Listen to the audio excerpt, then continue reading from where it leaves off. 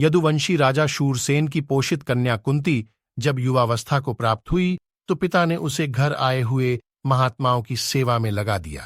पिता के अतिथिगृह में जितने भी साधु महात्मा, अर्षि मुनि आदि आते, कुंती उनकी सेवा मन लगाकर किया करती थी। एक बार वहां दुर्वासा अर्षि आ पहुंचे।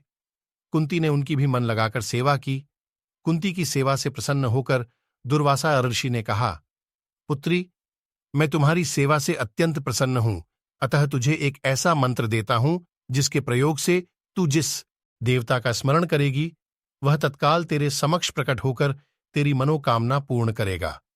दुर्वासा अर्षि कुंती को मंत्र प्रदान कर चले गए।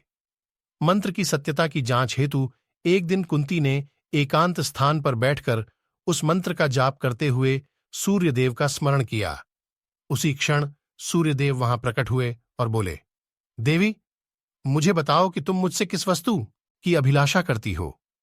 मैं तुम्हारी अभिलाषा अवश्य पूर्ण करूंगा। इस पर कुंती ने कहा, हे देव, मुझे आपसे किसी भी प्रकार की अभिलाषा नहीं है। मैंने तो केवल मंत्र की सत्यता परखने के लिए ही उसका जाप किया है।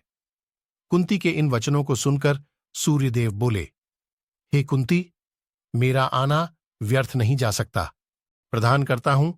इतना कहकर सूर्यदेव अंतर्ध्यान हो गए। कुंती लज्जावश यह बात किसी से नहीं कह सकी।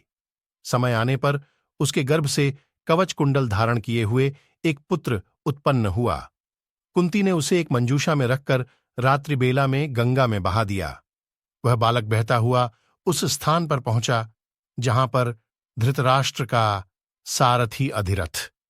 अपने अश्व को गंगा नदी उन्होंने उस बालक को गोद ले लिया और उसका ललन पालन करने लगे। उस बालक के कान अति सुंदर थे, इसलिए उसका नाम कर्ण रखा गया।